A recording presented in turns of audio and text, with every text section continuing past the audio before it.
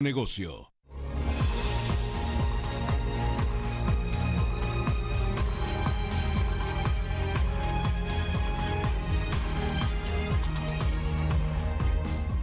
Buenas noches amigos, estamos de regreso en su programa de educación financiera y en esta noche estamos hablando con la contadora Norma Robles sobre el importante tema de las pensiones, jubilaciones y retiro. Queremos agradecer muchísimo la invitación que nos hicieron del Consulado de Estados Unidos aquí en Tijuana. A raíz de la serie de programas que hemos estado teniendo, nos hicieron la invitación, Norma, a darles una plática, una charla al personal del consulado. Queremos agradecerles mucho la invitación y estamos para servirles. Norma, nos estabas comentando en el intermedio que la pirámide poblacional aquí en México ha cambiado. Esos cambios que hay en la pirámide poblacional tienen un efecto en el sistema de pensiones. Así es. ¿Qué nos puedes comentar? Bueno, las tablas poblacionales o la población en México ha cambiado de manera importante y el cambio no se detiene. En el año 1960 teníamos una pirámide poblacional perfecta, es decir, teníamos la mayor parte de la población en lo que es la población de corta edad o los infantes. Teníamos escasa y casi nula población en edad de pensión después de los 65. Por eso se decía que México era un país de jóvenes. Exactamente. Okay. Y prácticamente nuestro país, derivado de estas tablas poblacionales, se concluye que gastos de pensiones no tenía. Okay.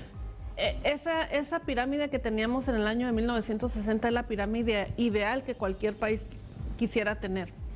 Después empezamos a migrar y no sé si recuerdan por ahí la campaña que se hizo La Familia Pequeña Vive Mejor. Sí. Así es. En donde esa campaña pareciera, se ha utilizado y se ha recordado muchos años, pero causó efectos importantes en la población.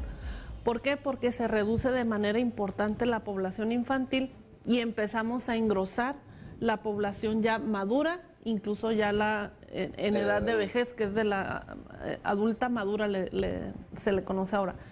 ¿Y eso qué significa? Que bueno, al empezarse a reducir la población infantil, obviamente la población económicamente activa se va a ir disminuyendo conforme va pasando el tiempo. Ahorita nuestra tabla poblacional tenemos un grosor importante en lo que es la población de los 45 en adelante y nuestra población infantil sigue reduciéndose. Se estima que para el año 50, y bueno, en las tablas poblacionales hasta el año de hasta el año 2000, se contemplaban edades hasta los 70 años más o menos. Ahorita la tabla poblacional que se proyecta para el año 2050 ya nos incluye incluso rangos de edades hasta los 100 años. Ah, caray. Eso significa, y bueno, no es exclusivo de México, en todos los países siempre la expectativa de vida se va incrementando. En el año, por ejemplo, de 1943, cuando nace la ley del Seguro Social y nace nuestro primer sistema de pensiones, la expectativa de vida de los mexicanos era alrededor de 45 años. Eso significa que nuestro país no gastaba en pensiones. Ahorita la expectativa de vida anda entre alrededor de 75 años, 78. Eso significa que la persona, el individuo, sobrevive a la pensión alrededor de 10 años. Significa que el gobierno... Perdón. Significa que, bueno, el gobierno tiene que estar preparado para los gastos que tiene que enfrentar para la población durante 15 años después de su vejez.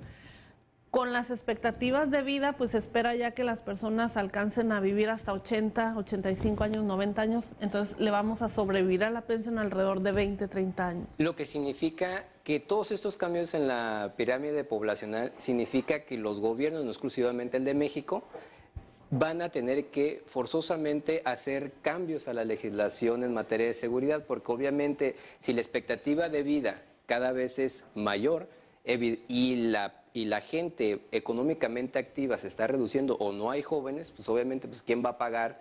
Exacto. ¿Quién va a pagar la pensión de todos los que vamos a llegar a una adulta, mejor dicho, una edad de vejez en un corto plazo? A ver, perdón, pero yo creo que aquí hay una buena noticia. Los mexicanos actualmente vivimos más que antes. Sí, esa es la buena noticia. En 1943 nos decías que el promedio de expectativa de vida de los mexicanos era tan solo de 45, 48. 45, 48 años. Así es cuando decían el matrimonio es para siempre. Sí, exacto. Y resulta que hoy día la expectativa en 2015 del mexicano, su esperanza de vida es alrededor de 75, 78 años. 75, 78 años. Es decir, ha aumentado más de 20 años. Así es. Eso es muy bueno. Quiere decir que los que estamos en edad de retiro tenemos una situación de estar más con nuestros hijos, con nuestros nietos, y esto en la parte humana es bueno. Sí, definitivamente que como individuos es bueno. Lo único que hay que hacer es que en lo personal hay que estar preparados para esa etapa en donde o vivimos de una pensión que nos pague el Seguro Social o de un plan de retiro que nosotros formemos ya en lo individual. Y como país también tenemos que estar preparados porque el gobierno tiene que empezar a fondear todos los gastos que involucra ese lapso de edad en donde ya no generamos un ingreso, pero sí requerimos atenciones y que implican una erogación. Y estos cambios poblacionales, implican efectivamente, como lo comentas, cambios en los sistemas de pensiones. Uno de los motivos de por qué migramos de un sistema de pensiones que fue de la Ley 73 al 97 fue precisamente eso. Eso lo motivó, se hicieron estadísticas, estudios, y nuestro país dijo es imperante ya que nos cambiemos de un sistema de pensiones. A la vuelta de 15 años que tenemos ya con el nuevo sistema de pensiones, se hacen estimaciones y se ha llegado a la conclusión que pues no nos va a resolver el problema de las pensiones y tenemos que empezar a diseñar, a pensar en un nuevo sistema de pensiones que efectivamente cubra las necesidades del individuo en esta tercera edad. A ver, pero entiendo que la ley de 1973 nos pedía a los de mi generación una cierta cantidad de semanas cotizadas. Y la nueva ley de 1997 les exige hoy a los trabajadores jóvenes que para su pensión tengan una mayor cantidad de semanas cotizadas. ¿Es así? Es correcto. Y por otro lado nos comentabas que conforme al sistema de la ley de pensiones base 1973, podía el pensionado recibir un monto mayor. Exacto. ¿Quiere decir que entonces la reforma fue para perjudicar a los ciudadanos, derivado de que los recursos no alcanzan?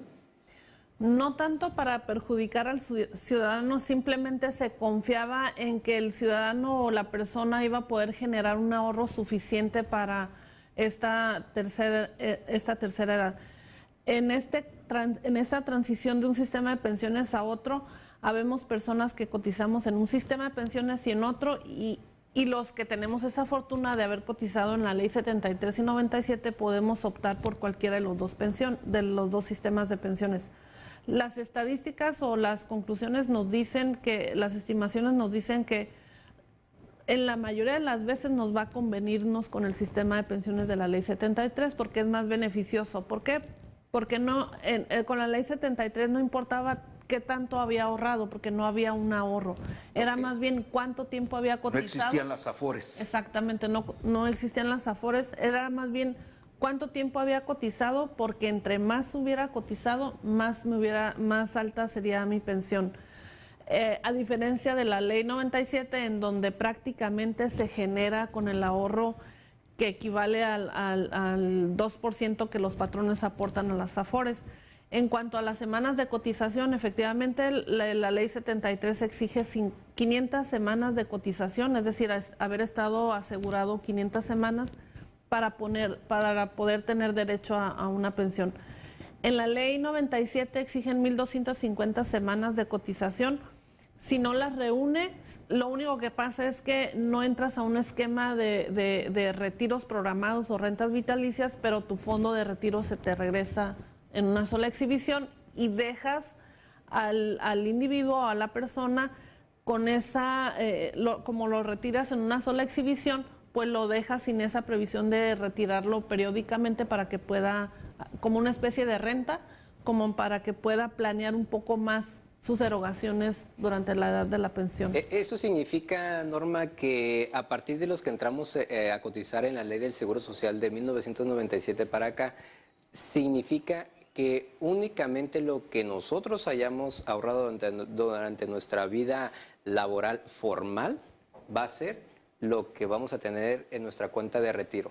Lo que significa que los únicos responsables de nuestra vejez somos nosotros, siempre y cuando en esta primera etapa empecemos a trabajar de forma formal, estemos registrados con nuestro salario, y aquí es muy importante nuestro salario de base de cotización completo, el real, a efecto de que cuando lleguemos a la edad de retiro, pues poder ver cuánto es lo que vamos a poder tener mensualmente. Sí, una gran responsabilidad que tienen los jóvenes o los que ingresaron al sistema de pensiones conforme a la ley 97 es precisamente generar el ahorro para su pensión. Equivale básicamente al 2% de su salario. Puedes hacer aportaciones voluntarias, es decir, no se limita únicamente a lo que el patrón ahorra, te deposita en tu fondo de ahorro, en tu fondo de retiro, sino que el trabajador también puede hacer aportaciones voluntarias. La situación económica por la que estamos todos inmersos, bueno, difícilmente nos permite generar un ahorro adicional, pero sí hay atractivos beneficios fiscales para aquellos que hagan sus aportaciones voluntarias al ahorro. Y sí, todos los que están con la ley 97 es prácticamente su responsabilidad generar los fondos para poder tener una pensión digna. Norma, en este bloque entonces debemos concluir que los jóvenes hoy día, para efectos de su pensión, enfrentan una situación más difícil que las personas que ya pasamos de 45, 50 y 60 años. Porque con la ley del 73, entiendo, pues podíamos recibir una pensión que nos diera 10, 15, 20, 30 mil pesos, probablemente más. Y eso nos lo daba el gobierno por el solo hecho de haber cotizado 500 semanas. Pero al día de hoy, los jóvenes, a partir de 1997, cuando ingresan al mercado laboral y nacen las AFORES, los jóvenes se van a retirar con el monto que hayan ahorrado, con el monto que hay en las AFORES por aportaciones patronales y la parte del gobierno. Así es. Sin embargo, ellos no tienen una pensión garantizada como la tuvimos nosotros con tan solo 500 semanas. Ellos requerirán 1.250 semanas. Así es. En los dos sistemas de pensiones hay pensiones garantizadas, pensiones mínimas garantizadas, de acuerdo a los cálculos que se hacen y que la ley 73, de alguna manera ya tenemos cifras de hasta cuánto te puedes llevar por tu pensión. Si planeas bien tu pensión conforme a la ley 73, te puedes llevar alrededor de 40,000 hasta 50,000 pesos de una pensión, si es que no cambian los criterios de la autoridad y demás. Puedes generar pensiones 10,000, 15,000, etcétera.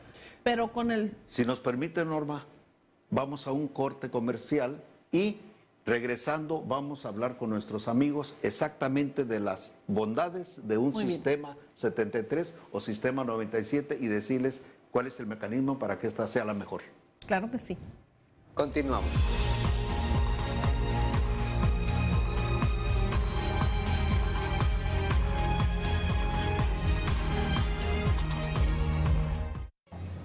¡Globos!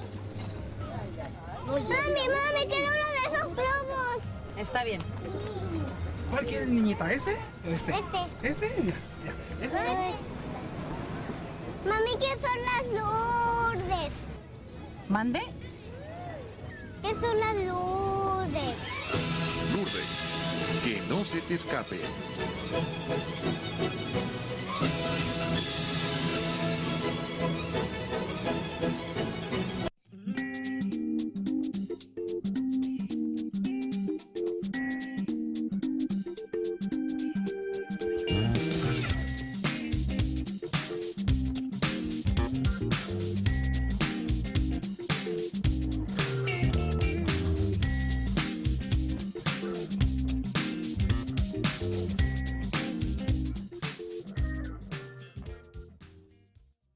¿Qué tal un 40% de descuento permanente en tus análisis de sangre con BH y química sanguínea 15, incluyendo riesgo cardíaco?